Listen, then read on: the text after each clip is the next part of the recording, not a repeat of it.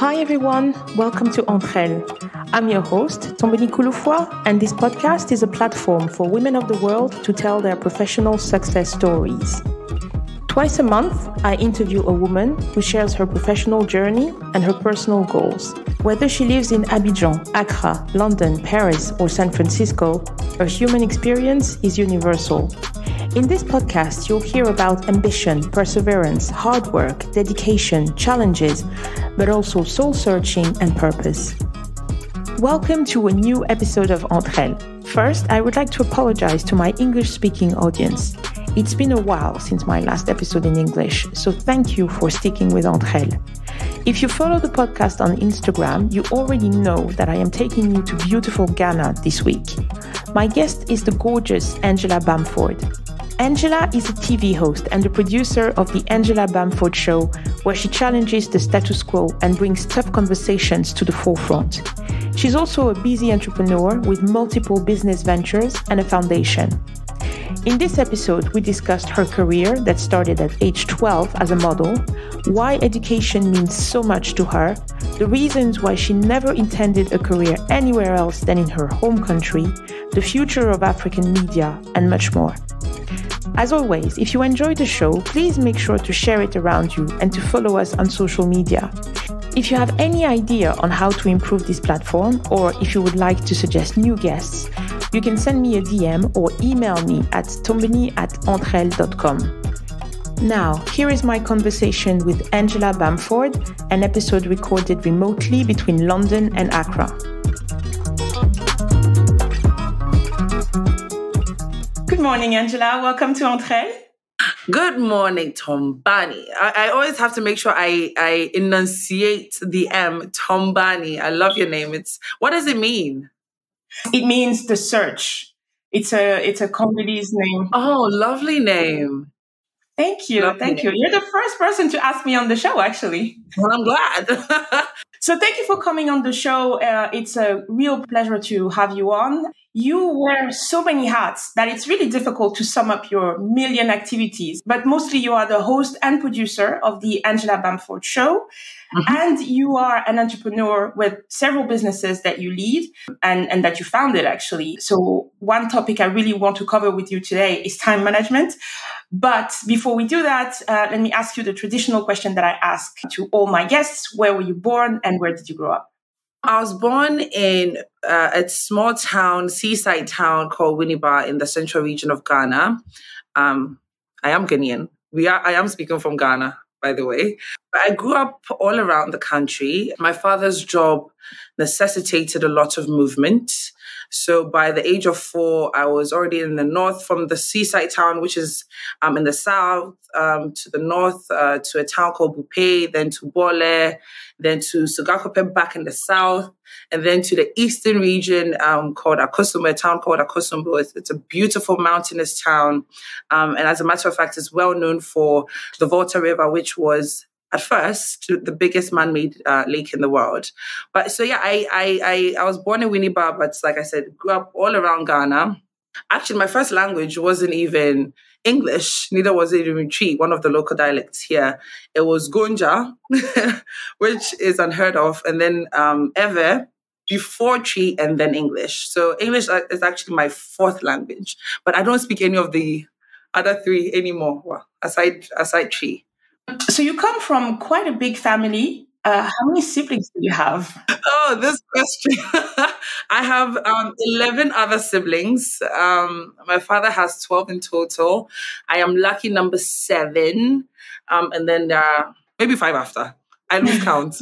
So I was very surprised when I researched your story for this episode because you have so many accomplishments already, and everyone could see you're still quite young. You started your career as a model in Ghana at age 12, and then you signed a record deal at age 15. This story is quite interesting because it wasn't something I was looking for. For a lot of people, they are sure that, okay, I want to be a model, or I want to be a musician or an actress. For me, at that time, I wanted to be a lawyer. because my family is full of lawyers, and I admired lawyers. They seemed so powerful, especially the female lawyers. My father was also studying law at the time. My aunt saw me mimicking a model called Giselle Bundchen on TV, and I've always been a tall girl. I'm 5'11". I always say I used to be 6 feet, and then something happened and I shrunk. But so I'm 5'11". I've been a very tall girl, always taller than my classmates. So she saw me mimicking this model and said, "Oh, you can actually do this. You're lanky, you are tall, you're beautiful, of course." So she enrolled me into this agency that we had at the time, still existing but not so operational anymore. And Exepo was the biggest agency in West Africa, headed by Sima Ibrahim. He saw me at the auditions, if you would have it, and said, "Okay, you are good. You are it," and took me under his wings and put me in every show. So in 2009, Ghana's very first fashion week that Exepo put together. I remember at the time Obama was running for office, so there was a lot of political influence from America. The actor Boris Kujo was here with Nico Ari Parker, his wife. It was a big deal, and young 13-year-old me in all this, amongst all these people, it was an experience. I was able to model for designers from Nigeria, Cote d'Ivoire, all around Africa. So that was essentially the beginning. So with modeling, it exposed me. Then this advertisement agency, saw me and wanted me to, they put me in some of their adverts. Then from there, a record label called Lynx Entertainment saw me. And at the time, they were trying to put together a girl band called D3, and felt that I would be a good addition to the group as somebody who can bring a lot of eyeballs to the group. Mm. So then they added me, and that's when I signed the record deal at 15, and I was part of the girl band D3. We were together for about 2 or 3 years, and then I think 2 years, then 17, I decided that, okay, I wanted to focus on my education, and then that's when I went to the United States for high school and college. I was really struck by this because here you are, 15-year-old, starting to get, I assume, quite famous in your country. And you say, actually, I'm going to post this and focus on my education. Why was it so important for you to make sure that you got that education? I think that's a very good question. And I'll answer it in two folds. On one end, I was bored, even though I was doing music. So what I would do is from Monday to Friday, I was in school. Friday evening, after school, I leave Akosombo, which is about 2 hours away from Accra, go to Accra. The weekend, I'm in Accra, recording, performing, rehearsing, dance moves, what have you. And then I'm back in Akosombo on Sunday evening, and then in school on Monday, in class on Monday. But I got bored after some time. I'm one of those people. I need a lot to challenge me. I need a lot of challenges to keep me, interested. So I was bored. I remember literally I was sitting in economics class maybe, and I was bored. And my school was enrolling students into an exchange program, and I was like, you know what? Why not? So you could visit the US, Mexico, or the UK, I believe. And I wanted to go to Mexico. My father said, heck no. I didn't want to go to a country that had family. I didn't want to go to family because then it would be like, it's essentially transposing my family to a different country. I didn't want that. I wanted to, let's just say I wanted freedom. As a teenager, I was like, oh God, if I go to an aunt, they won't let me do what I want to do. So the exchange program put me in touch with my host family, lovely, lovely family. They become my second family, my adoptive family, like I like to call them. The girls are my sisters. Laura and Richard Shaw are my parents. I love them to death. So I was with them for a year. I went to the 11th grade, and I was expecting to graduate after a year and go to the 12th grade and what have you. But then the school informed us that exchange students do not graduate because they usually come in from a different educational system, and they don't do so well in the American educational system because it's so, the disparity is so wide. But I'm very competitive. I said, nope, I'm going to sit up. I know where I come from. I'm going to study harder than anyone else. And I'll do so well that they won't have any option but to graduate me. And then that's exactly what I did. I went in, for 1 year, that was the very first time I was learning American history and what have you. And I had so much catching up to do, which I did. And then I got the opportunity to take classes in film production, in fashion design. American high schools, you can start to choose the path that you want to lead right from high school. Here we wait until college. Well, high school too, but mostly until college. At that time, I was like, you know what? I want to be a film director. So in high school in the US, I was like, yeah, I want to be like Steven Spielberg or Scorsese, or Quentin Tarantino. I was going to make huge blockbusters. Yeah, right. Well, go do it. So from there, I graduated top of, I think I was in the top 10. Yeah, in my class. It was an incredible day. But for me, it was important to get my education first because I have an illiterate mother, and I'm very proud of her, as a matter of fact, because she's, regardless of, or in spite of her illiteracy, she's achieved so much with me as an investment. She saw the importance of education and really pushed me to always go for education. And I know after I've gained that education, then I can do all the other stuff that I want to do. So it stems from that. For me, as a woman especially, you cannot be educated enough. You cannot learn enough. You always have to keep going, always have to keep learning. And for me, being independent is very important. I don't ever want to depend on another human being because I'm uneducated or because I'm unempowered, to take care of myself. And for that matter, then that person can then treat me anyhow they want to treat me. So I always have that in the back of my mind, and it informs everything that I do, every single thing that I do. You studied communication and media so I'll try to pronounce this correctly. The Raritan Valley.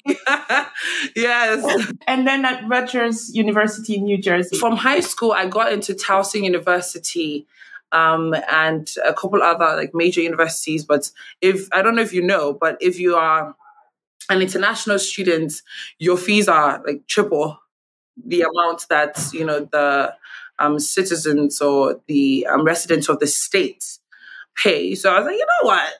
It doesn't make any sense to pay $60,000 a year for 4 years when I can do community college for 2 years and then do 2 years in a 4-year college and get the same degree, which was exactly what we did. So yeah, I'm glad I did that. Did you consider a career in the US, or was it always clear to you that you were going to return to Ghana? Oh, for me, it was always coming back to Ghana. Always coming back to Ghana. I'm very passionate about my country, my people, my continent. So much so that even in high school, I convinced the management of the school to put together a seminar or a summit, if you would have it, to educate my fellow mates about Ghana and Africa, because I used to get a lot of really ignorant questions like, do you have internet in Africa? Because a lot of them perceive Africa to be one country, not 54 countries, one whole country. If you have YouTube, I remember a question I used to get often was whether my father was a politician or of royalty, because for them, my father needed to be a royalty or politician to be able to afford my education in the United States. So it became apparent to me how ignorant, some Americans were and can be, regardless of all the resources they have available to them to know about the rest of the world. But then I also noticed that That was the narrative that was perpetuated on TV and across different channels of media in the US. If it's not a hungry child, it's a corrupt politician or war, something negative. You rarely see a positive portrayal of Africa. So I put together this seminar called The Africa I Know. And the school lets me use the gymnasium. My different people came, and I was showing them how different people from different parts of the continent look, and that we don't all look the same. When you're from West Africa, you look a certain way, because if you trace our lineage, then you trace it to maybe the Mendes or what I forget. Then we have the Berbers from Northern Africa. If you go to Eastern Africa, they look different. If you look at Ethiopians and Somalians, they look a certain way. They have bigger foreheads. Just trying to educate them about the different cultures. And I'm sure I still have that PPT if I go into my cloud. And it was received so well. I remember one kid, he looked at me and said, "But you're not African." I said, "Yes, I am. Why won't I be African?" She said, "You have curly hair and you're fair." I said, "Okay, well, not all Africans are dark-skinned. You understand, first of all." And I'm so glad, because in that very moment, and I think it was prom night, in that very moment, one of the people who was serving us at the table happened to be a woman from Morocco. And she has this long, silky hair, very fair. And she says, "I'm African." And he said, "No, you're not. There's no way you can." It became a whole debate. But it tells you how much they don't know about this beautiful continent. Let's not even talk about how much looting happens on the continent. But when it comes to the people and the culture and our history, there's an intentional attempt at portraying us in such a bad way that, for me, it was a no-brainer. If I was going to go into media, I was going to bridge that knowledge gap, that gap that the West, that view that the West holds of Africa. I was going to change that narrative. And that's what informs everything that I do in media. It's funny because what you're saying there, you see that in the US, but you also see it in Europe in a different way. Yeah. So you have conversations where someone will say, "Oh, but this person who's, African, he's CEO of whatever company, or he's done so well, but he's not really the typical African." What does that even mean, right? It's very intentional. Why can't an African who's heading a multinational company, why can't they be a typical African? Why do they have to be a non-typical African? That's an insult. That's a big insult, especially when you look at everything else that is steal from the continent. So we are good. We are good for stealing, but not good to praise. Mm-hmm. I can't stand that. Even though at the moment, and I'm sure you've seen it, there is so much interest, so much outreach to the continent. I can't count the number of French African, initiatives that there are at the moment. There's been a US Africa summit last year. The equivalent with China. There's always something happening with, with other countries as well at the moment, which is really interesting. It's trendy to be in Africa. It's trendy to, be Afrocentric. It's trendy.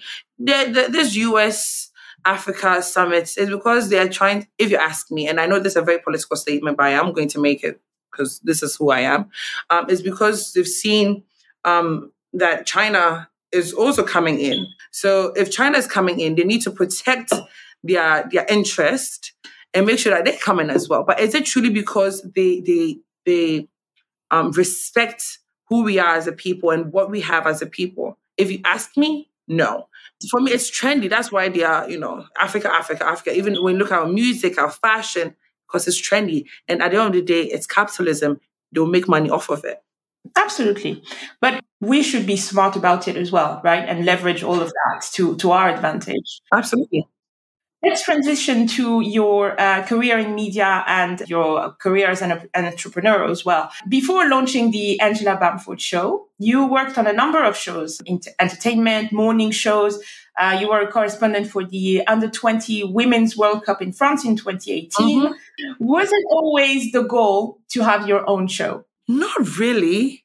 I think in the back of my mind, it's always been there. It's, subconsciously it's been there, but it was expedited, or I got there quicker than I thought I would. Like you said, I worked with certain channels, worked on a number of shows, but then a lot of it was, I am quite opinionated, as you may perceive. I am strong-headed, and for me, it's about challenging the status quo. But working at these channels, I had to adhere to a lot of rules and regulations.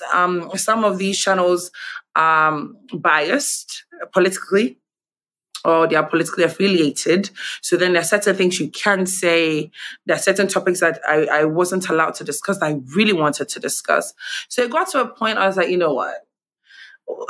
If I'm going to work, then I might as well work for myself. You understand? And if I'm in charge of my own show, I choose what to discuss. I choose when to discuss it. It's not easy because obviously that means everything is on me now. Every burden is on me. Financing, production, content writing, what have you, everything. You're a content producer, You are the director, you're the producer, you're the host, you are the stylist. You make every decision. So it was not easy, but I enjoy that I can discuss the topics that I want to discuss. And that's what the Angela Bamford show is about, challenging the status quo, not following the bandwagon. If discussing queerness or inviting queer people onto the show to discuss what it means to be queer is what will get me into trouble. Okay, it gets me into trouble, but at least I have discussed it. For me, as a people, we also have a lot of work to do in changing the way we think. And maybe not even changing the way we think, but being more tolerant in the way we think. In that, if I say A and you say B, just because we don't agree, we're not on the same page, doesn't mean you're right and I'm wrong, or vice versa. Let's hold dialogue or discourse and learn that, okay, if it's blue, if I say it's blue, maybe it's red, maybe it's orange, right? Who's to say it's not black? And being tolerant of different views. As a people, we are not like that. As soon as someone hears that you don't agree with them, and the conversation ends there. The conversation ends right there. There's no need. And then it becomes about petty things. They start attacking your physical looks, what have you. But if we are to move forward as a people, we need to change the way we think. And that's where it starts, from holding dialogue, holding discourse, and being tolerant of different views, So essentially that's the Angela Bamford show in a nutshell. Let's dig into this a bit further, because I'm really interested to talk to you a bit more about African audience. I don't want to generalize, but I would say that there is a trend that you can observe throughout most of the continent. And it is that generally the audience tends to be quite conservative. But you want to push those boundaries and you want to have these conversations out in the open. Some topics are super mainstream in the West. LGBTQ, frankly, you can have 1,000 shows about that. It is really, really difficult to have these conversations, as you say, often because of religion, because, the audience for that reason tends to be a bit conservative. And as you say, people take everything very personal. And just as an example, there's a law that was voted recently in Uganda, right? I'm sure you've seen that, banning homosexuality, making it a crime, etc. So those topics can be very charged. How do you make sure that you're able to have a conversation with the audience where there's no animosity, basically? I think for starters, I can make everyone happy, which is fine. With the Angela Bamford show, what we've done is we have a live studio audience, and then we have our Vox Pop. So the live studio audience is allowed to ask questions to our guests. And then the Vox Pop will also bring in the view of the general public. So I'll give you an example. The LGBTQ, or the queer episode, we had two representatives of the LGBTQ community in Ghana here come on the show. And I didn't invite someone from the opposing side, like a pastor or a religious person, because that's what had been done. Typically, shows here, what they'll do is they'll call a pastor, a religious person, and maybe a lawyer, and then they would have the conversation without actual representatives from the community. But I wanted to flip it on its head. So I invited them. Plus, again, like I said, we have the live studio audience. They can represent these religious people because we tend to hold the same view and perception when it comes to certain issues. And you've said it's very charged. That particular conversation is very charged, or topic is. So they came in and the conversation wasn't even about, okay, I think that you're wrong and we're right, or vice versa. It was about, okay, I want to hear you. I want to understand you. It's about humanizing these conversations and humanizing these people. Because at the end of the day, bottom line, we're all human beings. We are very careful in how we approach the conversations to achieve some sort of balance. It's not always, we don't always get it right, in that some people will be offended whether you like it or not. Let's hold the discourse without all the other theatrics of the insults, which is what happens here. I know it might be surprising for certain people to hear this, but in Ghana, it's very easy for people to start insulting each other on TV. And you see that all the time. You see that all the time. I remember that particular episode, certain channels did not want to air it, which is fine. But then thank God we have the internet. The channel in the UK has aired it, not in Ghana, but the channel in the UK has aired it. And on DSTV, they have different rules for the different countries, and the show is on DSTV. We're in 48 African countries. So the different countries have their different rules. Like you said, in Uganda, now it's punishable by death to identify as a member of the queer community. So they would definitely not receive an episode like that, even though that episode is not promoting, homosexuality in any way, shape, or form, and just providing a platform for people to express themselves. They'll still be offended. But there are so many topics that can be very divisive when it comes to the audience. Abortion is super divisive in the US, right? And it's not in France. It's nobody ever has a show in France about that. But I've seen a couple of shows in Côte d'Ivoire actually discussing the issue. But same thing with always, a person who's very religious, or there's always that element that is part of the conversation, right? But there's never the bit that I think is missing, which is what's the alternative also? Are we saying we're building orphanage? Are we saying that in those orphanage you have the means to look after these children, to provide them with education, to, give them some sort of life? And all these conversations, you can't just say I'm for or I'm against. The conversation has to be what comes after. What's what is there to support these women? There's a bigger picture that needs to be looked at. Absolutely. Yeah. And I think until we're able to have these actual conversations, we're barely scratching the surface if we just say I'm for or I'm against, right? And as a matter of fact, that was one of the conversations, one of the topics that we did discuss. You'll find, again, people who are for and against it. But for me, it's okay, you're against it, which is fine. You're for it, which is fine. Now let's have that conversation. Because you find often that when these two sides come together to have these conversations, they demonize each other. And then we move away from the actual meat of the conversation. And then now we are talking about something else. Both sides have their reasons that probably make sense to them. But for me, the show is just providing a platform. Let's a safe platform that we can all have that conversation and without prejudice or discrimination. As you say, it's all about humanizing, right? Humanizing people's experience, which is something that you do on the show, which I think is amazing. If we talk about the future of media in Ghana, and it was part of what you were saying earlier in terms of controlling the narrative, right, and making sure that we tell our own story. How do you see that manifesting? How do you see that taking place in the future? I think it's already happening. In that now the world is beginning to see Africa, even if it's because it's lucrative, they're beginning to value our stories. I mean, we've seen it in Wakanda Forever, the films, right? We are beginning to see a lot of African American celebrities in the creative arts industry that are coming back and try to explore.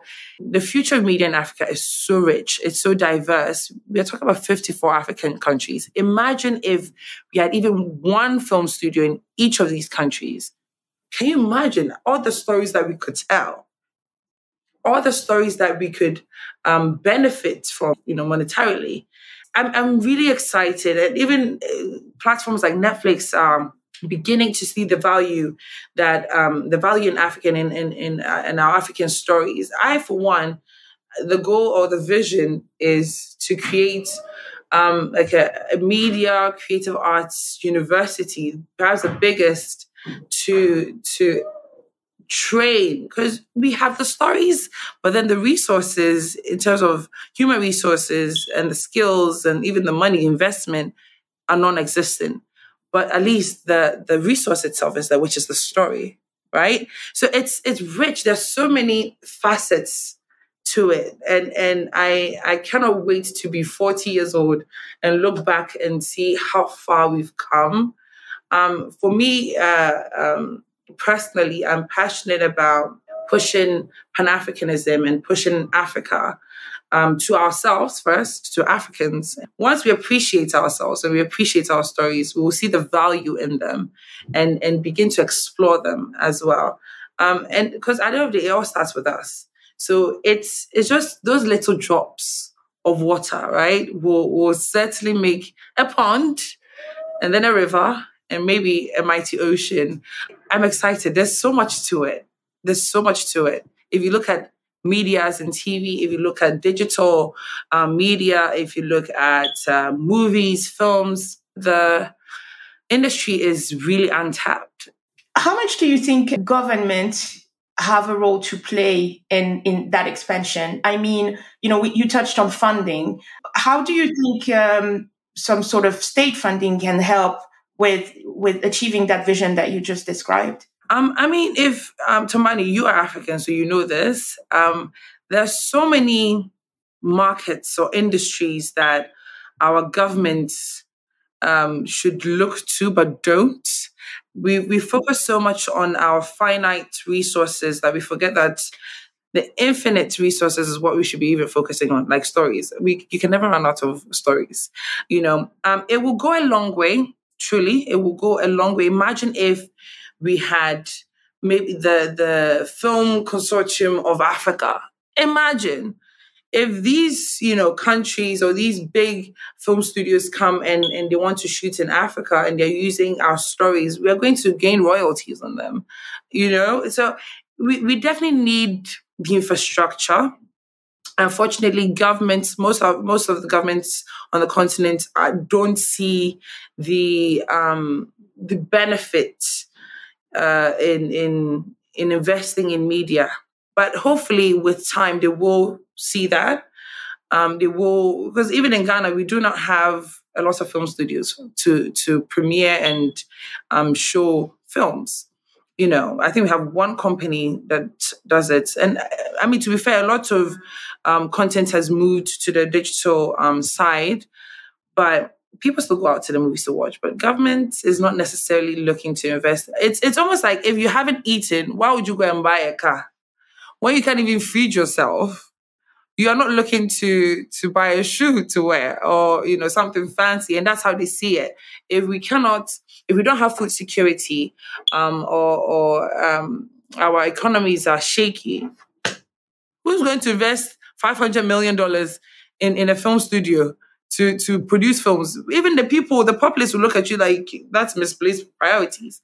But then we know it's a truly viable means to making money for the countries, but it will go a long way. Hopefully we get there, but I don't see that happening in the next 5 to 10 years.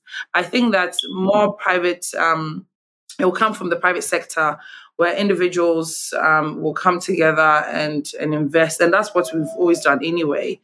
And hopefully that will spark something in our government to wake up and invest big time in media here.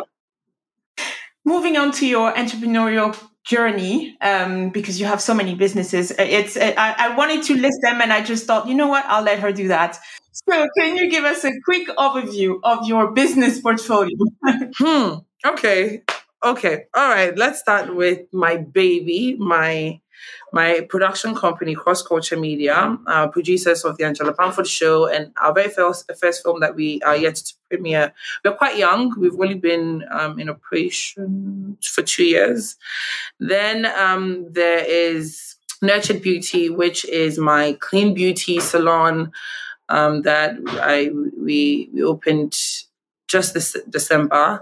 It's all about promoting Afrocentric beauty standards. And so we don't do perms, we don't do acrylics, we don't do bleaching, anything that is toxic, because again, it's clean beauty.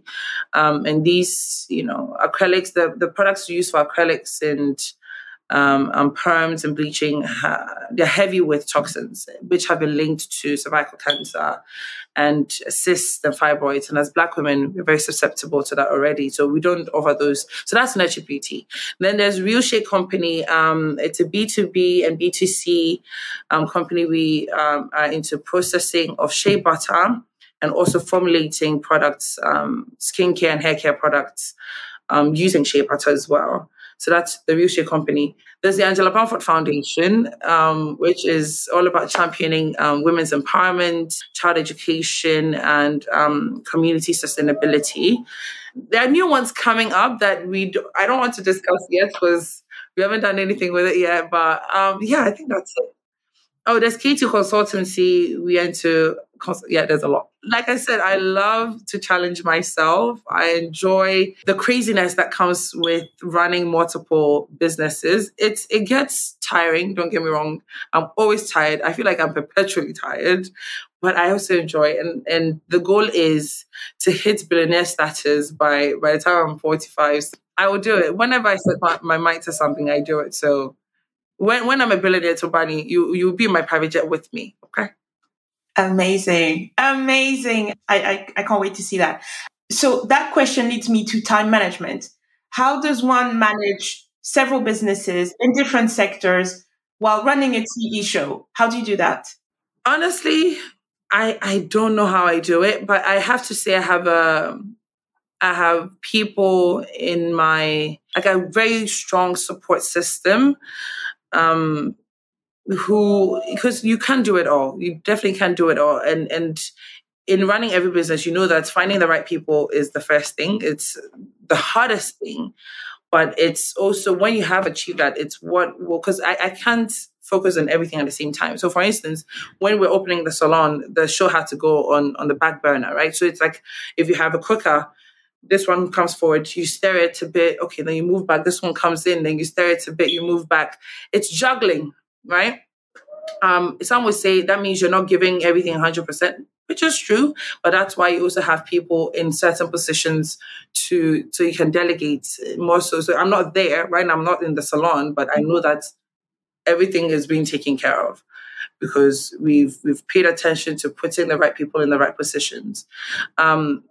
There are times when, even at 12 a.m., someone will call you, this is happening. As an entrepreneur, and you probably know this, you don't have any time off. At any point in time, you can get a call that you need to sort something out. So with time management, honestly, my notes, I do everything in my notes. When I wake up, I know exactly what I'm going to do for the day. I have ADHD as well. So if I don't do it, I will lose track of time. So I have everything. Okay, as a matter of fact, let me show you. Let me show you what is in my notes. Yeah, so you can see what I'm talking about. So the different businesses have their so if you look here, it says NB Salon, this is what I need to do. Then NB Partners, this is what I need to do. Then CCM Cross Culture Media, this is what I need to do. AB Foundation, this is what I need to do. Then personal, this is what I need to do. So if I don't do this, I will lose my mind. And there are times when I do lose my mind. There are times I say, you know what, I need to just shut everything, not look at my phone, not because one human being, you can't do everything, you know? But yeah, my support system comes in. My sister Aretha is an angel. She knows me so well. So when she sees me stressing out over something, she'll jump in and take care of it before I lose my mind. Edna, who takes care of the salon when I'm not there. My management, Lifetime, does a wonderful job of handling the brand side and the business, you know, when it comes to my brand. Cross Culture Media, we are now working on season 2. So we can premiere the show by the end of the year. The foundation is working on a gala as well. Real Shea Company, we're going to do a hard launch, maybe end of year or early next year. And then we have real estate to go into. But so, for example, the show, when you're taping the show, what's the frequency? Do you tape every year, every day, for example, every week? No. So we record, edit, and then give to the channels. We set up, as you know, there's a talk segment. That talk segment we set up in the studio and shoot that within a week and a half to 2 weeks. And then the travel segment, which is only 5 minutes of the show, is actually what takes us the longest to shoot. We do that over a course of months. So because you're traveling a lot, touring different countries and you know, just compiling that all that information and then editing it into 5 minutes of content for the viewer. So it's funny that the shortest segment in the show is actually the longest. It takes the longest to shoot. So we shoot the entire season, we edit, we give to the channel. When we do have our own studio, which we're working on, then we can then say that, okay, maybe we'll shoot weekly or maybe even go live. You never know. You said at some point that the Angela Bamford show can be viewed in many different countries. Is that also a part of the strategy? Do you say, next year I also want to be in the US, or next year I also want to be in Australia, or whatever? Is that part of the approach? Absolutely. So for us, the show has a very Pan-African view to it. I'll give you an example. One of the topics that we're discussing, which is youth advocacy and leveraging social media for change and holding leaders accountable. We referenced the NSAS protest in Nigeria, as well as the Ghana Fix the Country demonstration that was going on in Ghana as well.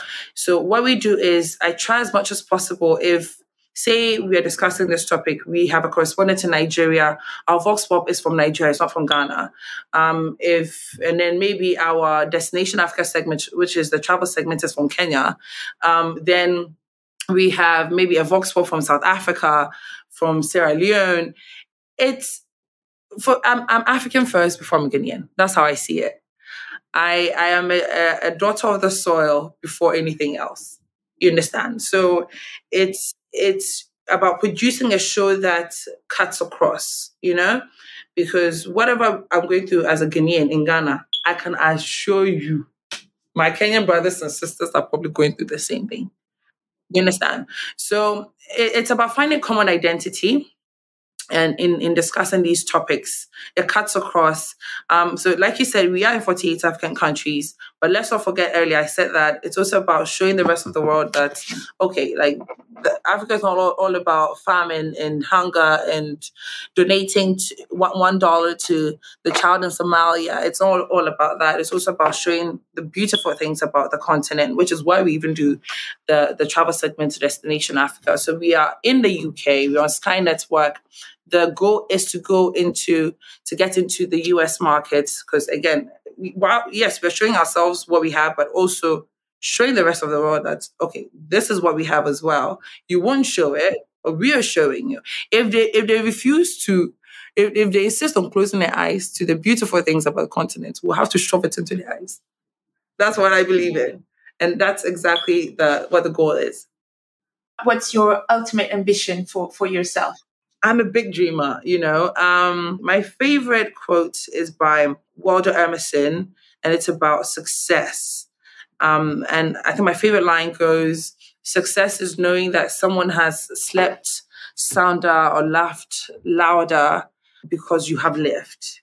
Just knowing that I have made an impact in my own small way, but in a big way, means that's the ultimate goal for me.